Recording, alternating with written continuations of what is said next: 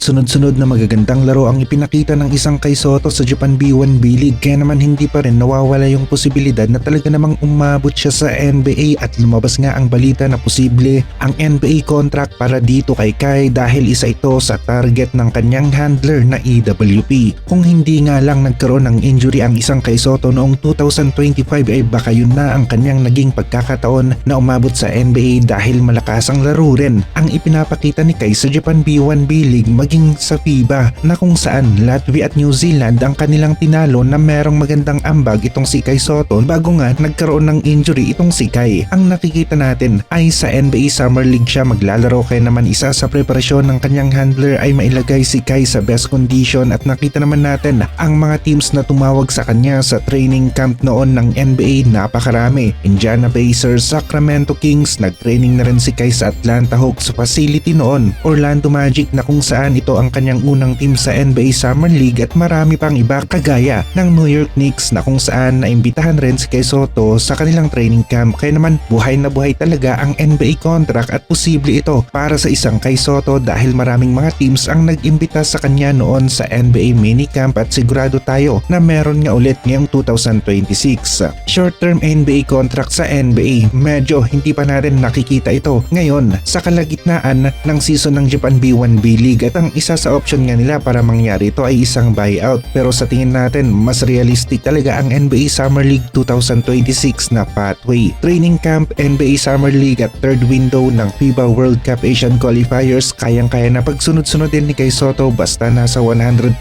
nga lang ang ating pambato na big man. Ensayo naman ng gilas, ayos naman ang takbo, halos kumpleto ang main players natin, si Kai lang ang wala kaya tiwala tayo na meron silang magandang chance para manalo laban sa team ng New Zealand. Dito ako mas nakakatiyak na may laban ang ating Gilas team ngayon, lalong-lalo na nga at merong isang QMB sa Gilas na magpapagaan at magpapaganda sa rotation ng mga bigs natin. Hindi na lamang AG Edo at Junmar ang meron si Coach Tim Cone kaya naman pwede niyang pagsabayin ang dalawang big man natin na ang height ay legit na nasa 6'10". Home court advantage natin at magiging malaking tulong ang factor na ito sa laro ng Gilas laban sa team ng New Zealand. Mas magiging komportable ang ating mga players kung nasa likod nila ang Pinoy basketball community. Ayon na rin kay Coach Tim Cone ay maganda ang ipinapakita ni QMB sa kanilang ensayo. Magandang sign ito, may laban tayo sa ilalim lalong-lalo na sa depensa na kailangan talaga natin at kung nagawa ng Gilas na mabawasan ang score ng New Zealand sa loob ng paint at naging parehasan ang labanan dito sa opensa-depensa at pagkuha ng rebound ay talaga namang mauuwi sa dikdikang laban ang laro ng Gilas at ng New Zealand.